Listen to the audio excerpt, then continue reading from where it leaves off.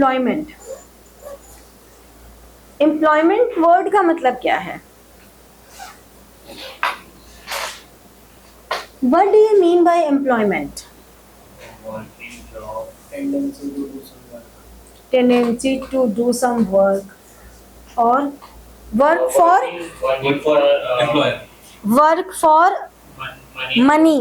Employers के लिए काम करते वो बिजनेस स्टडीज वाला एम्प्लॉयमेंट था कि आप सिर्फ एम्प्लॉयर के लिए काम कर रहे हो। जब हम इकोनॉमिक्स में एम्प्लॉयमेंट के बारे में पढ़ते हैं तो हम ये कहते हैं कि any activity which is for earning livelihood which have contribution in GDP, that is called employment।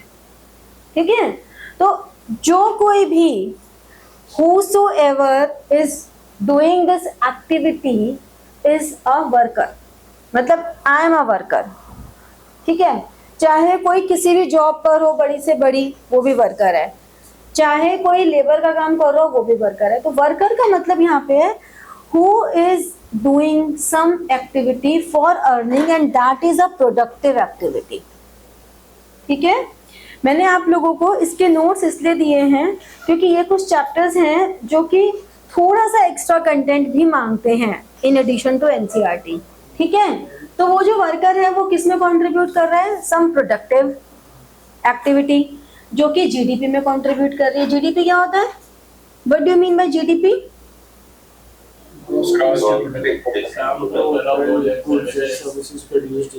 Total value of goods and service. रटो मत, पढ़ के मत बोलो। Total value of goods and services, ठीक है, प्रोड्यूस ड्यूरिंग अ ईयर, तो वो हमारा जीडीपी है। तो यानी कि कोई भी प्रोडक्टिव एक्टिविटी, कोई भी economic activity, economic activities means all those activities which are to be required, which are to be done for earning livelihood। ठीक है, तो इसलिए हम ये कहते हैं कि वर्कर कौन है? वर्कर जो कि इकोनॉमिक एक्टिविटीज में इन्वॉल्व है, who contributes in GDP। हमारे पास कुछ होते हैं सेल्फ एम्प्लॉयड वर्कर्स और कुछ होते हैं hired workers. Self employed means who are doing work for their own, like I am self employed, but hired workers who is working under some employer। ठीक है, किसी के अंडर में काम करना।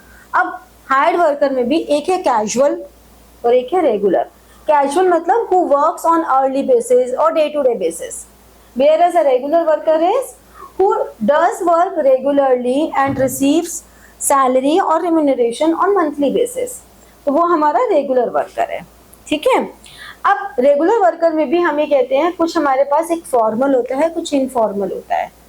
फॉर्मल का मतलब हुआ जिसकी जॉब सिक्योरिटी होती है, ठीक है, जिसको सारे रिटायरमेंट बेनिफिट्स जो हमारे प्रॉपर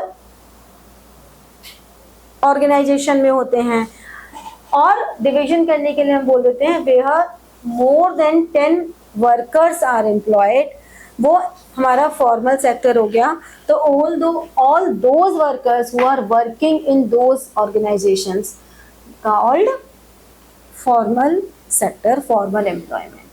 ठीक है, और इनफॉर्मल, जहाँ पे इनफॉर्मल सेक्टर कौन सा हुआ? जहाँ पे 10 से नीचे हैं, जहाँ पे कोई रेगुलर सैलरी तो है लेकिन कोई जॉब सिक्योरिटी नहीं है, फ्यूचर पेंशन प्लान्स नहीं है, नथिंग। ठीक है, फिर हमारे पास डिफरेंस आता है कि एक होता है लेबर सप्लाई, एक होता है लेबर फोर्स। तो labour supply and labour force में क्या डिफरेंस है? तुम्हें नाम से क्या लग रहा है? हाँ, मैं एक बात ये बता रही थी कि मैंने तुम्हें इस चैप्टर के नोट्स इसलिए दिए हैं क्योंकि थोड़ा सा एनसीईआरटी से एक्स्ट्रा पढ़ना है, but it does not mean कि आप एनसीईआरटी को टच ही नहीं करोगे। एनसीईआरटी भी पढ़ोगे ये नोट्स के साथ साथ, और जहाँ पे ऐसा लगता है कि अरे ये वाला पॉइंट तो एनसीईआरटी में और दिया हुआ एक्स्ट्रा, वो भी साथ साथ यहीं पे लिख लोगे। तो एनसीईआरटी को एक बार जरूर पढ़ना ही पढ़ना है। नोट्स का मतलब ये नहीं है कि एनसीईआरटी को टच ही नहीं करोगे, एनसीईआरटी मस्ट है, ये मैं बार बार समझाती हूँ।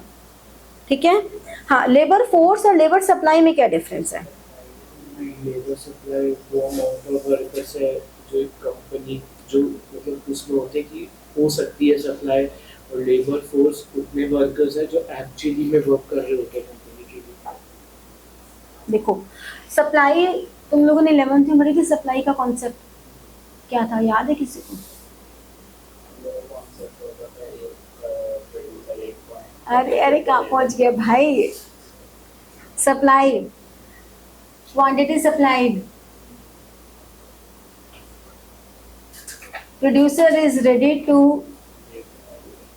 supply in the market at a given price, at an existing price, at a given rate. ठीक है, तो लेबर सप्लाई में भी यही बात आती है कि एग्जिस्टिंग रेट पर, जो हमारा एग्जिस्टिंग वेज रेट है उस पर कितने लोग विलिंग टू वर्क हैं. तो labour supply refers to the amount of labour that workers are willing to offer corresponding to a particular wage rate. तो mark this point, particular wage rate. जब भी आपको लेबर सप्लाई लिखने को आएगा तो आपने पर्टिकुलर वेज रेट जरूर लिखना है. कोई भी आंसर लिखने में आपके कुछ कीवर्ड्स होते हैं जो बहुत इंपॉर्टेंट होते हैं. आप बाकी रटने की कोई ज़रूरत नहीं है, आप अपने हिसाब से लैंग्वेज बना के लिखो, कोई इशू नहीं है, लेकिन कीवर्ड ज़रूर कुछ होते हैं जो इंक्लूड करने चाहिए. तो लेबर सप्लाई में जो पर्टिकुलर वेज रेट है. हाँ, अब एक बात और, जब मैं जो कीवर्ड्स में बताते हैं ना, कुछ बच्चे टेस्ट में उसको कीवर्ड्स ही लिख देते हैं. अरे बेवकूफ़ो, मैं तुम्हें कीवर्ड्स बता रही हूँ इसलिए कि वो पूरे आंसर में होने चाहिए. आप उसका आंसर सिर्फ कीवर्ड्स लिख देते हो, ओनली कीवर्ड, सेंटेंस फ्रेम ही नहीं करते हो. कुछ ऐसे भी बुद्धू महाराज हैं हमारे घर में, ऐसे कौन करता है यार. सेंटेंस तो पूरा लिखोगे, आलसी कहेंगे, बिल्कुल लिखने के आलसी हो. मैं बता रही हूँ तुमसे, मैं इतना लिखवाऊंगी ना, एक दिन बैठा के 3 घंटे लिखवाती ही रहूंगी लगातार. कुछ भी लिखो, लिख लोगे ना पक्का. चल बस. लेबर फोर्स का मतलब क्या है? Labour force refers to the number of people who are able to work and willing to work. यहाँ पे वेज रेट की कोई बात नहीं कर रहे हैं, ठीक है. तो जब भी हम किसी इकोनॉमी के बारे में बात करते हैं ना, तो हम लेबर फोर्स की बात करते हैं, हम लेबर सप्लाई की बात नहीं करते. क्योंकि एग्जिस्टिंग वेज रेट का क्या है, मान लो मुझे आज एक जॉब मिलती है, वो कहते हैं कि हम 40,000 देंगे, मैं कहती हूँ नहीं मैं तो 80,000 लूंगी. अब एग्जिस्टिंग वेज रेट 40,000 है, I am not willing to work, I am willing to work at 80,000. तो मैं अनएम्प्लॉयड थोड़ा ना हो गई कोई. भाई जो एग्जिस्टिंग वेज रेट है उस पर आप काम करने को तैयार नहीं हो, फिर आप कह रहे हो हमें तो काम ही नहीं मिलता, वैसे तो मिलेगा ही नहीं ना. तो बात वही है कि आपको विलिंग टू वर्क. तो labour force is different from work force. अब वो कैसे? Labour force includes those people who are willing to work but can not, जो कि अनएम्प्लॉयड है, ठीक है, वो होती है. जबकि वर्क फोर्स कौन सी होती है? वर्क फोर्स वो है जो कि पार्टिसिपेट कर रही है एक्चुअली. मतलब लेबर फोर्स ये है, ये पूरी लेबर फोर्स है. Who are willing to work, इसमें से जो लोग काम कर रहे हैं वो वर्क फोर्स है. समझ में आई बात कि लेबर फोर्स में वर्क फोर्स में क्या डिफरेंस है? वर्क फोर्स का मतलब हो गया who are ready to work and who are actually working, ठीक है. तो उसे हम कहते हैं वर्क फोर्स. समझ में आया? तो जब भी हमें ये निकालना है कि वर्कर्स पार्टिसिपेशन रेट क्या है, तो कितनी वर्क फोर्स है divided by total population into 100. कितने अनएम्प्लॉयड रेट है, तो जितने नंबर ऑफ पर्सन अनएम्प्लॉयड हैं अपॉन लेबर फोर्स, जितनी लेबर फोर्स है इनटू 100. ठीक है, कि इतनी लेबर फोर्स है तो अनएम्प्लॉयड कैसे निकलेंगे? ये जो लेबर फोर्स है माइनस जो हमारी वर्क फोर्स है, ये करके हमारे पास अनएम्प्लॉयड आ जाएंगे कि नहीं? आ जाएंगे ना. तो ये एमसीक्यूज में छोटी छोटी चीजें या असर्शन रीजनिंग में आते हैं, तो गलत मत करना कि हमारी जो लेबर फोर्स है उसमें से वर्क फोर्स माइनस कर दोगे, then you will get unemployed. तो अनएम्प्लॉयड की जो परसेंटेज है that is based on labour force, number of unemployed upon labour force into 100. लेकिन जो वर्क फोर्स है उसकी परसेंटेज हम टोटल पॉपुलेशन पे निकालते हैं. समझ में आया? तो यहाँ गलती मत करना क्योंकि ये एक मेजर मिस्टेक है जहाँ गलती हो जाती है बच्चों से. पॉपुलेशन तो है ही, जितने भी उस पॉपुलेशन में पर्टिकुलर पॉइंट ऑफ टाइम पे रहते हैं तो पॉपुलेशन है. पार्टिसिपेशन रेट वही है जो कि हमारा वर्कर्स पार्टिसिपेशन रेट है, सेम है. फिर इनफॉर्मलाइजेशन ऑफ वर्कफोर्स, ये मैंने बताया कि हमारे पास फॉर्मल सेक्टर है, इनफॉर्मल सेक्टर है. फॉर्मल सेक्टर जो एक ऑर्गेनाइज सेक्टर है इसमें जनरली क्वेश्चन क्या आता है कि आपको एक एम्प्लॉय दे देते हैं कि ये पर्सन एक एम्प्लॉय है, अब ये बताओ कि ये फॉर्मल में है या इनफॉर्मल में है। तो हमारे पास जो फॉर्मल सेक्टर है उनको हम फॉर्मल वर्कर्स कहते हैं, जिनको सोशल सिक्योरिटी बेनिफिट्स भी मिल रहे हैं, जो लेबर लॉ से प्रोटेक्टेड भी हैं। टोटल वर्कफोर्स जितनी भी है उसका 7% हमारा फॉर्मल सेक्टर ले रहा है, ठीक है। इसीलिए मैंने बोला है कि एक बार एनसीईआरटी जरूर पढ़ना। मैंने अब टू माई नॉलेज पूरा डेटा अपडेट किया हुआ है, लेकिन फिर भी एनसीईआरटी पढ़ के आपको कहीं पे कोई डेटा लगता है तो लेट मी इन्फॉर्म ऑल्सो कि मैम यहाँ पे ये डेटा थोड़ा चेंज है। इसीलिए एनसीईआरटी पढ़नी जरूरी है, क्योंकि मैम भी तो ह्यूमन बीइंग है ना, ह्यूमन एरर तो हो ही सकती है ना, तो इसलिए मैम को करेक्ट करना कुछ गलत नहीं होता, ठीक है। बट आपको ही पता होना चाहिए कि आप बिल्कुल सही हो। इनफॉर्मल सेक्टर क्या हो गया? जो अनऑर्गेनाइज सेक्टर है, ठीक है। जैसे कि अगर मैं पढ़ा रही हूँ तो दिस इज इनफॉर्मल सेक्टर, लेकिन अगर कोई स्कूल है तो वो एक फॉर्मल सेक्टर है, क्योंकि वहाँ पे 10 से ज़्यादा लोग हैं, ठीक है। तो ये फॉर्मल एंड इनफॉर्मल सेक्टर है। तो 7% अगर हमारा फॉर्मल सेक्टर में है तो 93% हमारा इनफॉर्मल सेक्टर में है। बहुत कम है, एक्चुअली बहुत कम है। That's why India needs more formalisation. India में अभी इसीलिए तो इतना होता है, अभी भी बहुत सारे ऐसे गवर्नमेंट, कहीं पे तो ओवर स्टाफिंग है और कहीं पे अंडर स्टाफिंग है। अभी भी बहुत सारे government schools, hospitals, judiciary, various ऐसे डिपार्टमेंट्स हैं जहाँ पर अभी भी नंबर ऑफ एम्प्लॉइज बहुत कम है।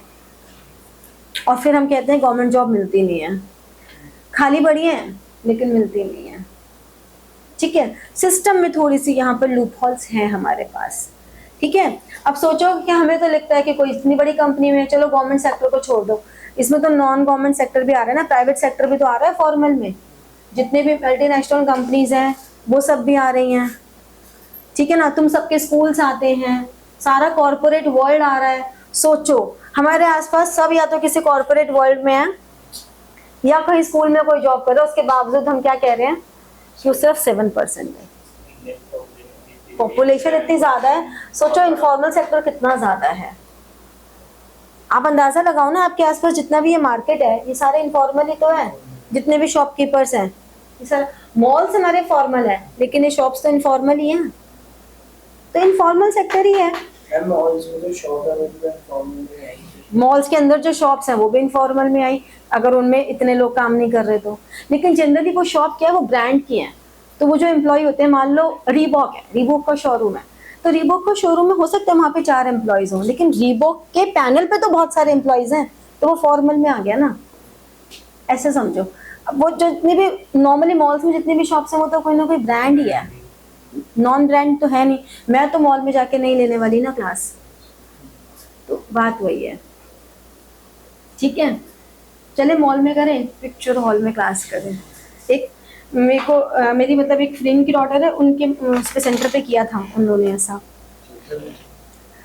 उनका सेंटर बहुत बड़ा था, उनके बच्चे बहुत सारे थे, तो उन्होंने अपने बच्चों को कभी प्रॉमिस किया होगा, हम ऐसे जैसे हम पढ़ाते पढ़ाते प्रॉमिस कर देते हैं, तो उनके थे करीबन 100-150 बच्चे थे, तो सबको उठा के अपना हॉल बुक करा लिया उन्होंने, और वहाँ पे उन्होंने पढ़ाई, उन्होंने रिवीजन कराई 7 घंटे। बच्चे बड़े मजे से कर रहे थे रिवीजन बोर्ड के पेपर के टाइम पे, बड़ी खुश थी, कहती आंटी आप भी ऐसे करो। मैंने कहा तू कर, एंजॉय। चलो, तो अनएम्प्लॉयमेंट का मतलब क्या हुआ? अनएम्प्लॉयमेंट एक कौन सा कंसेप्ट है कि a person is willing to work but not getting work at the existing rate.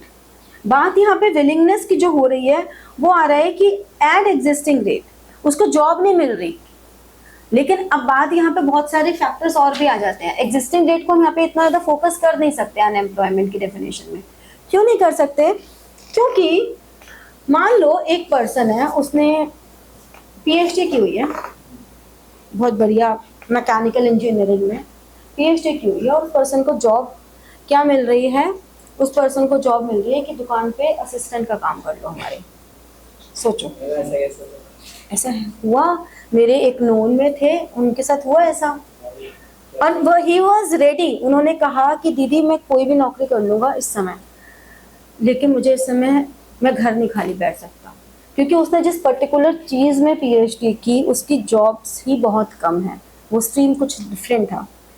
Whatsoever, मेरे को इतना डिटेल नॉलेज नहीं है, बट मैं वैसे बता रही हूँ कि ऐसा हो जाता है। तो बात वही है कि उसको जॉब मिल रही है, तब भी वो होगा तो अनएम्प्लॉयड ही, क्योंकि उसका प्रोफाइल के अकॉर्डिंगली जॉब नहीं मिल रही ना उसे। तो आपके प्रोफाइल के अकॉर्डिंगली अगर जॉब मिले, आज अगर मान लो मैंने इतनी पढ़ाई की और मुझे ये बोल दिया जाए कि आप नर्सरी क्लास के बच्चों को पढ़ा लो, अब मेरे को इतनी ज़्यादा नीड है इस समय जॉब की, क्योंकि मेरे पास कुछ भी काम नहीं है करने को, और मैं इतनी ज़्यादा हाईली नीड में हूँ, मैंने कहा ठीक है मैं नर्सरी के बच्चों को ही पढ़ा लूँगी, लेकिन मैं पढ़ा लूँगी, तो मैं कोई एम्प्लॉयड थोड़ा ना कहलाऊँगी, नहीं ना। तो बात ये है कि अनएम्प्लॉयमेंट की जब डेफिनेशन हम बात करते हैं तो हम इसलिए ये नहीं कह सकते, हम कहते हैं do not able to find a job as per their calibre, तो वो अनएम्प्लॉयड है। तो अनएम्प्लॉयड हमारे पास एक होती है ओपन अनएम्प्लॉयमेंट, जो हमारी जेनेरिक डेफिनेशन होती है कि अनएम्प्लॉयड है एक पर्सन, ठीक है। एक होती है फ्रिक्शनल अनएम्प्लॉयमेंट। फ्रिक्शनल कौन सी होती है? जो टेम्परेरी, जैसे कि मान लो एक जॉब हमने छोड़ी और दूसरी जॉब में जाना है, तो आज मैंने छोड़ दी, वो मेरी 30 मई तक है, उसके बाद मेरा पूरा जून खाली है, सॉरी हाँ पूरा जून खाली है, 1 जुलाई से मुझे ज्वाइन करना है, तो 31 मई तक मैंने जॉब की, मैं जून के महीने में खाली हूँ, 1 जुलाई से मुझे पता है मेरी जॉब की ज्वाइनिंग है, तो मुझे 1 महीना में खाली रही, दैट तो आई एम नॉट अनएम्प्लॉयड। जॉब तो है आपके पास, आपकी ज्वाइनिंग 1 तारीख से है। या जो कैंपस प्लेसमेंट मिलती है बच्चों को, उनके 5th सेमेस्टर में, जब तुम लोग कॉलेज में जाओगे तो 5th सेमेस्टर में कैंपस प्लेसमेंट हो जाती है, फिर आपके 6th सेमेस्टर के एग्जाम्स होते हैं, उसके भी 1-1.5 महीने बाद ज्वाइनिंग होती है, तो अब वो एम्प्लॉयड हैं, बट उसको हम कहते हैं उतने ड्यूरेशन के लिए जो अनएम्प्लॉयमेंट है, that is called frictional unemployment due to change in job. फिर होती है स्ट्रक्चरल। स्ट्रक्चरल का मतलब क्या हुआ कि जैसे इंडस्ट्री है, हमारे यहाँ प्राइमरी इंडस्ट्री से टर्शियरी इंडस्ट्री की तरफ इंक्लिनेशन हुआ, उसकी वजह से जो प्राइमरी इंडस्ट्री में थोड़ी सी अनएम्प्लॉयमेंट आ गई, एंड जो टर्शियरी इंडस्ट्री में एकदम से इतनी मैन पावर की जरूरत है कि उतने लोग नहीं हैं, तो इस तरह के जो स्ट्रक्चरल चेंजेस हैं उसकी वजह से जो भी अनएम्प्लॉयमेंट है, that is called structural unemployment. Then cyclical. Cyclical मतलब जो भी हमारा इन्फ्लेशन डिफ्लेशन मार्केट में आ रहा है, जैसे अभी जो बहुत सारे पीछे ले ऑफ्स, लास्ट ईयर तुमने सुना होगा, कोविड के बाद की जो नेक्स्ट ईयर था उसमें बहुत ले ऑफ्स हुए, उस कंपनी ने इतने ले ऑफ किया, हर कंपनी, एप्पल ने, बड़ी बड़ी विप्रो ने, सबने ले ऑफ किए, तो वो ले ऑफ हमारे साइक्लिकल अनएम्प्लॉयमेंट थी, कि वो हमारी इन्फ्लेशन डिफ्लेशनरी प्रॉब्लम्स की वजह से आ रही है, ठीक है। Then seasonal unemployment. Seasonal unemployment मतलब जैसे कि हमारे आइसक्रीम वाले भैया हैं, आजकल धनाधन कमा रहे हैं, भैया 1 दे दो, 2 दे दो, लेकिन जब समर्स नहीं होती तो बेचारे की सेल थोड़ी कम हो जाती है, कई कई तो बिल्कुल ख़त्म हो जाते हैं, लेकिन जो मूंगफली वाले भैया हैं उनके सर्दियों में बड़ी सेल होती है। तो ये जो सीज़न के हिसाब से है, वो हमारी, आज तुम जैकेट लेने जाओ, वो आपको दिखाएगा जैकेट, मैडम ले लो बहुत बढ़िया है, विंटर में तो लोगे ना तो बड़ी महंगी मिलेगी, अभी तो बढ़िया मिल रही है, ठीक है। लेकिन अगर आप कॉटन के कपड़े लेने जाओ तो आप उसे 4 बार बोल दो ना भैया और वैरायटी है, नहीं है भाई साहब, तो उसके पास भैया बहुत कस्टमर है। सिंपल इज दैट कि एक पर्टिकुलर सीजन की वजह से जो अनएम्प्लॉयमेंट जनरेट हो रही है। And the last is disguised unemployment, ये तो मेरे ख्याल से सबको पता है, बता दो। जहाँ पे कम बंदों की रिक्वायरमेंट है, पर ज़्यादा बंदे काम करते हैं।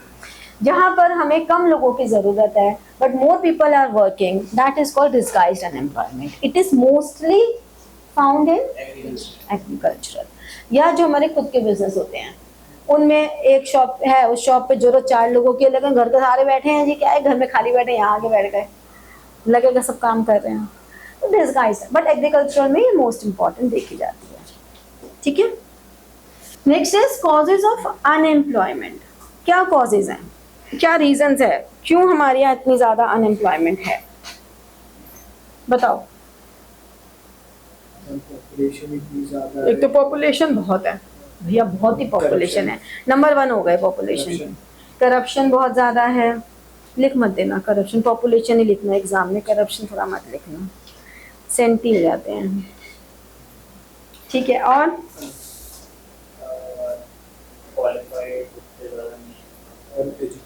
Education, lack of proper education, vocational education की हमारे यहाँ कमी है, इसीलिए एनईपी को लॉन्च किया जा रहा है। वंस एनईपी आ जाए तो शायद काफ़ी हद तक कुछ प्रॉब्लम्स तो सॉल्व हो सकती हैं। बाकी लेट्स सी, जब आएगी तब देखते हैं। फिलहाल तो वी आर ऑप्टिमिस्टिक कि हाँ इन्हीं के आने से फ़ायदा ही होगा। अभी तक हमारा जो पढ़ाई है वो ऐसी नहीं है कि अगर बच्चे 12th के बाद they want to go for earning, तो एक कॉमर्स के बच्चे तो फिर भी थोड़ी बहुत अर्निंग में जा सकते हैं, क्योंकि उन्हें अकाउंटिंग पता है तो कोई भी अकाउंटिंग सॉफ्टवेयर सीख लेंगे फटाफट से और वो कर सकते हैं। बाकी अगर कॉमर्स के अलावा वाले बच्चों को समझें तो वो जा ही नहीं सकते हैं। तो ये एक बहुत बड़ी प्रॉब्लम है कि हमारे यहाँ का जो एजुकेशन सिस्टम है वो जॉब ओरिएंटेड नहीं है। ठीक है। और ma'am emphasis on capital intensive projects.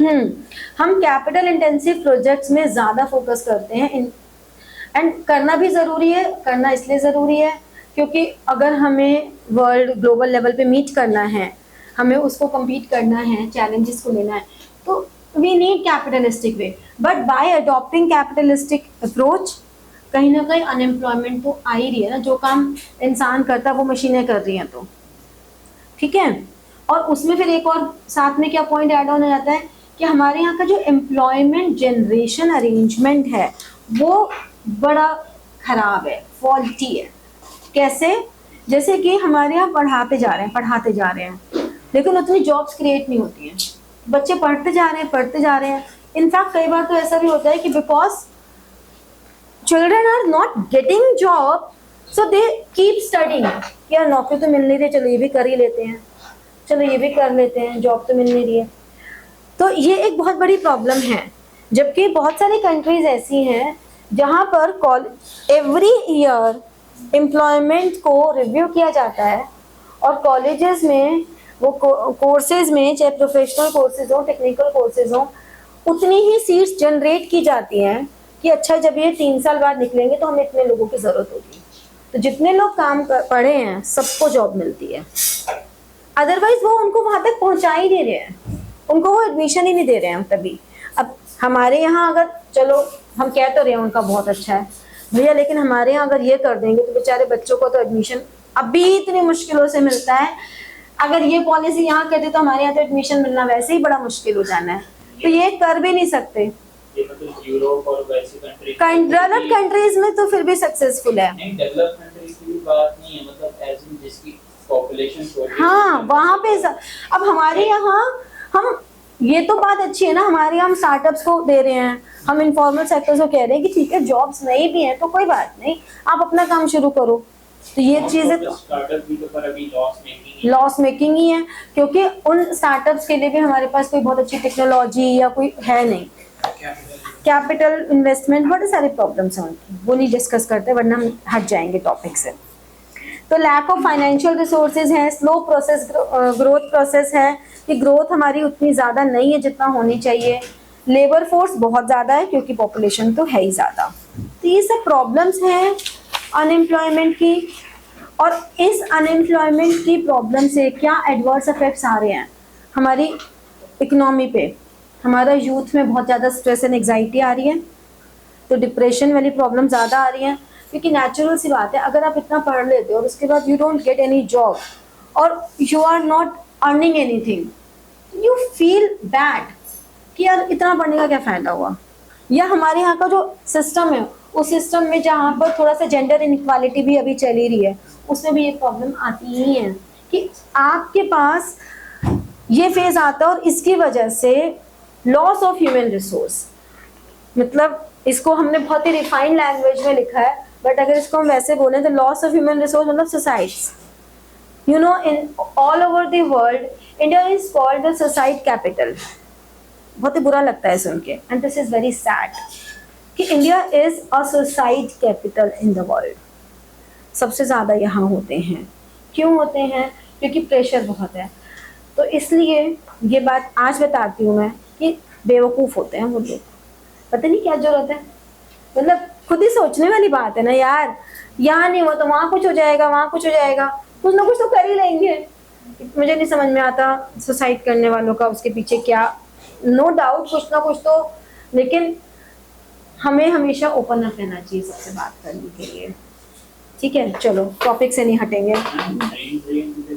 Brain drain भी एक प्रॉब्लम आई है, एडवर्स इफेक्ट है, बिल्कुल ब्रेन ड्रेन हो रहा है।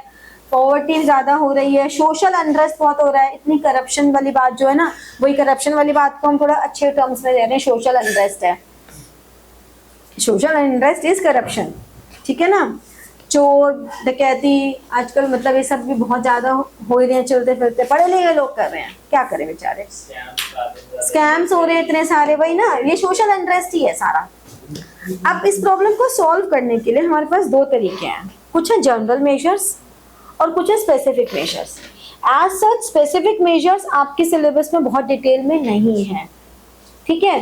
तो मैंने ये जितनी भी योजना और जितने भी प्लान्स है ये आपको दे दिए just for knowledge, but specific measures आपको इतना डिटेल में नहीं करने हैं, आपको जनरल मेजर्स बहुत अच्छे से करने हैं, ठीक है। तो जनरल मेजर्स क्या है हमारे पास, पॉपुलेशन कंट्रोल करो, एजुकेशन पॉलिसी में रिफॉर्म्स लाओ, फार्म एक्टिविटीज में diversification and village and small industries को डेवलप करना जिससे कि माइग्रेशन कम हो। बेसिकली अनएम्प्लॉयमेंट इसलिए भी ज़्यादा हो रहा है due to too much migration, migration इतना ज़्यादा है तो उसकी वजह से और दिक्कतें आ रही हैं, ठीक है, समझ में आया।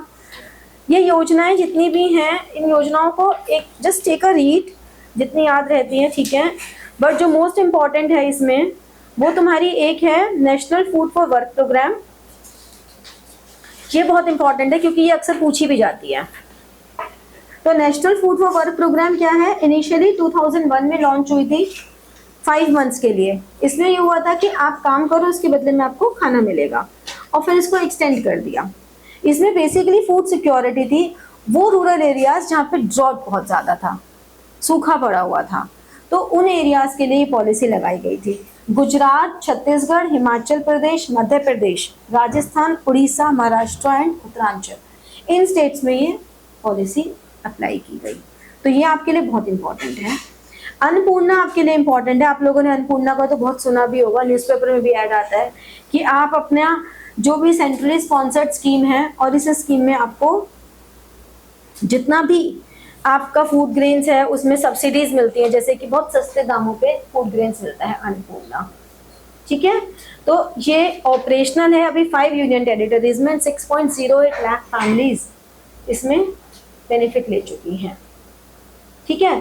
और आपका एक इम्पॉर्टेंट है मुद्रा योजना, micro units development and refinance agency, मुद्रा योजना हमारी 8 अप्रैल 2015 को आई थी और स्मॉल एंड माइक्रो एंटरप्राइजेस को इम्प्रूव करने के लिए, जो लोअर इनकम ग्रुप है उन लोअर इनकम ग्रुप को बेटर पोजीशन में लाने के लिए, ठीक है।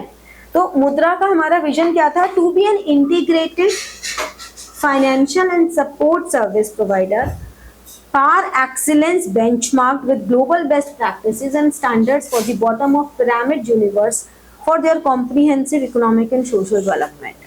आपको पता होना चाहिए, सिर्फ कभी भी ऐसा नहीं आएगा कि आपको लिखने के लिए आएगा तो उसका रट्टा मारने की कोशिश मत करना, ठीक है। अपनी एनर्जी को रट्टा मारने में मत लगाना, समझने की ज़रूरत है बस आपको।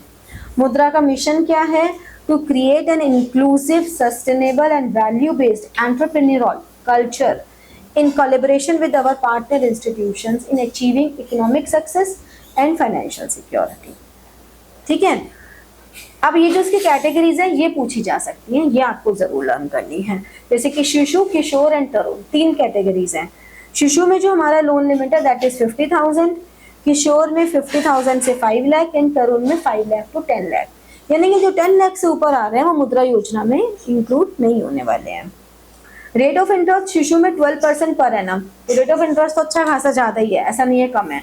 बाकी किशोर और तरुण का रेट ऑफ इंटरेस्ट उन्होंने कमर्शियल बैंक्स पे छोड़ दिया कि जो भी बैंक लोन देगा वो अपने आप डिसाइड कर ले, ठीक है। शिशु की रीपेमेंट 5 ईयर्स है, लेकिन किशोर और तरुण का रीपेमेंट भी उन्होंने फिक्स नहीं किया, ठीक है। तो हमारे पास जितनी भी मुद्रा योजनाएं ये किसी भी पर्पस के लिए हो सकती है, कार लोन, व्हीकल, कोई भी commercial vehicle loan, 2 wheeler, working capital, plant and machinery, या अपने बिजनेस स्पेस को बढ़ाना या उसका रिवैम्प करना, ठीक है। तो जितने भी हमारे ये एंटी पॉवर्टी प्रोग्राम्स थे, ऑल एंटी पॉवर्टी प्रोग्राम्स, क्योंकि पहले पॉवर्टी भी चैप्टर सिलेबस में हुआ करता था तो बच्चे उसमें पढ़ लिया करते थे, यहाँ पढ़ने की जरूरत नहीं पड़ती थी। All anti poverty programmes are for removing, for eradicating unemployment. Fine. So what are the flaws? सबसे पहला फ्लॉ तो यही है कि नॉट प्रॉपरली कम्युनिकेटेड. जो टारगेट लोग हैं उन तक तो ये पता ही नहीं है कि हमारे लिए इतना सब कुछ किया गया है. सबसे पहला तो फ्लॉ ही है. फिर जो फाइनेंशियल लिमिट्स हैं वो भी इस तरह की हैं, थोड़ा थोड़ा अमाउंट उन्होंने दे दिया, उसमें practically they are not able to start anything. ठीक है. इसको प्रमोट करने में इनकी एजेंसीज का कोई इंटरेस्ट नहीं है, because they are not getting anything. Problem भी है बहुत सारे रूरल एरियाज में. जब ये प्लान्स हमारे एग्जीक्यूट किए जाते हैं तो उन प्लान्स में पता लगता है कि एग्जीक्यूट होगा, लोन दे दिया, उसके बाद वेव ऑफ करना पड़ रहा है. तुमने सुना भी होगा कुछ टाइम पहले किसानों के सारे लोन माफ़ कर दिए गए थे. तो इसीलिए इसके लिए कोई इंटरेस्ट भी नहीं आता, क्योंकि इससे कुछ बेनिफिट तो हो नहीं रहा. तो इसलिए इन पॉवर्टी एलिवेशन प्रोग्राम्स को अगर हमें फ्रूटफुल बनाना है तो इनका सिस्टमैटिकली लॉन्च, टारगेट लोगों तक पहुंचाना कि जो टारगेट पीपल है उन तक जाए. गवर्नमेंट पॉलिसीज इस तरह से होनी चाहिए कि they should give benefit to all the vulnerable people. जो लोग रिक्वायर्ड हैं उन तक जानी चाहिए. हाँ, पॉलिटिकल इंटरफेरेंस तो है ही. टाइम लगता है बिल्कुल. तो वही ना, पॉलिटिकल इंटरफेरेंस आ ही गया ना कि पॉलिटिकल इंटरफेरेंस आ रहा है इसमें. भाई पॉलिटिकल पार्टीज को यहाँ पे तो इन्वेस्ट करना होगा, मिलेगा तो कुछ नहीं. फंड तो उन्हें बहुत ही रिच ब्यूरोक्रेट से मिल रहे हैं, तो उनको कोई बेनिफिट तो मिल नहीं रहा इसमें. ठीक है. तो मैंने जो सजेशंस दिए हैं वो अपने हिसाब से दिए हैं, आप लोग अपने भी लिख सकते हो. मैंने आपको एक आइडिया दे दिया कि दीज आर द सजेशंस. ठीक है. बाकी आपको ये चैप्टर मैं फिर आपसे कहती हूँ बुक में से ज़रूर पढ़ना है. एनसीईआरटी क्वेश्चंस भी आपने सॉल्व करने ही हैं. हाँ ठीक है. एनसीईआरटी क्वेश्चन सॉल्व करने हैं. We will discuss all NCERT questions and assignment करना है. ठीक है. मैं आपको चैप्टर पढ़ाती जा रही हूँ अभी, क्योंकि तुम लोगों के एग्जाम्स में आने हैं जिसके भी, तो उनका वो हो जाए. लेकिन उसका मतलब ये नहीं है कि करो ही ना. फिर मैं मांगूंगी तो कहोगे मैम आपने 2 ही दिन दिए हैं हमें. मैं अभी से बता रही हूँ कर लो. डाउट्स हैं तो पूछते रहो, क्योंकि जब मांगूंगी तो मैं यही बोल दूंगी नेक्स्ट क्लास में लेकर आना. फिर आधे लोग तो एब्सेंट हो जाएंगे. और अब एब्सेंट खत्म करना है, हो गया एब्सेंट बस. अब जुलाई से सीरियसली पढ़ लो. तो like, share and press the bell button for getting your notifications and comment. ठीक है. Thank you.